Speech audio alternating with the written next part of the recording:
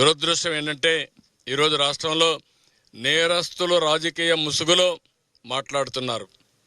ఆ ముసుగు తొలగిస్తా.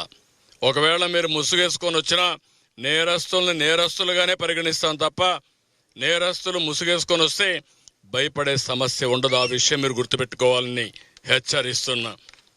కనీసం సిగ్గుపడకుండా 3 బోట్లు వదిలిపెట్టి క్షమాపణ చెప్పాలి రాష్ట్ర ప్రజలకి. ఇంకా ధైర్యంగా మీరు ఆర్గ్యూ చేస్తారా? ఏమనుకుంటున్నారు మీరు? ఒకవేళ మీకు తెలియదనుకున్నా తప్పు తప్పే. తప్పు చేసిన వాడు ఎవడైనా సరే శిక్ష తీసుకోవాల్సిందే. అట్లా కాకుండా ఎదురుదాడి చేస్తే భయపడతారనుకుంటే మాత్రం ఆ ఆటలు సాగని. ఆ విషయం కూడా గట్టిగా హెచ్చరిస్తున్నా. ఈరోజు నేను చూస్తున్నాను, ఎంత ధైర్యం ఉండాలండి. సమర్థిస్తారా మీరు దీన్ని? 3 బోట్లు వదిలిపెడతారా? 30 టన్నుల బోట్లు కట్టేయరా మీరు?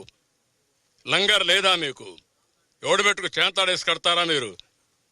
ఎవడు చెప్పాడా నీకు ఇది?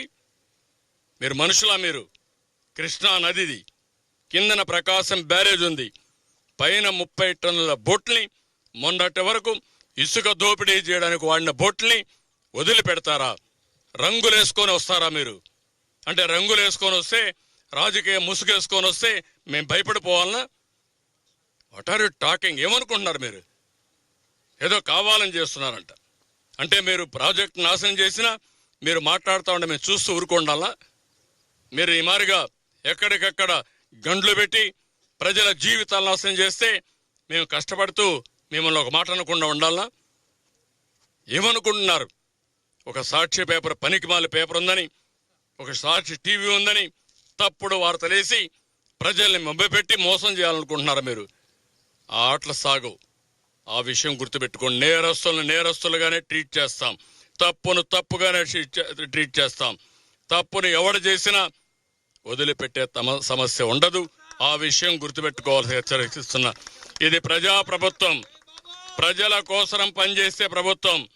నేను ఒకటే చెప్తున్నా, ఎప్పుడైనా సరే ప్రజాప్రభుత్వంలో ప్రజలకు మోసం చేసి ద్రోహం చేసే వాళ్ళు మాత్రం హెచ్చరిస్తున్నా, అది మంచి పద్ధతి కాదని కూడా కోరుతున్నా.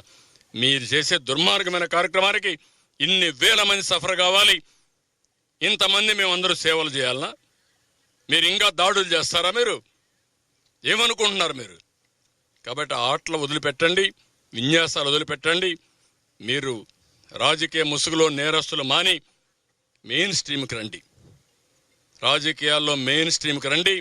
కరుడు గట్టిన నేరస్తులు ఎవరు కూడా మీ పార్టీలో కానీ ఎక్కడున్నా ఎవరిని వదిలిపెట్టం. పార్టీ ముసుగేసుకున్నంత మాత్రం భయపడే సమస్య లేదు.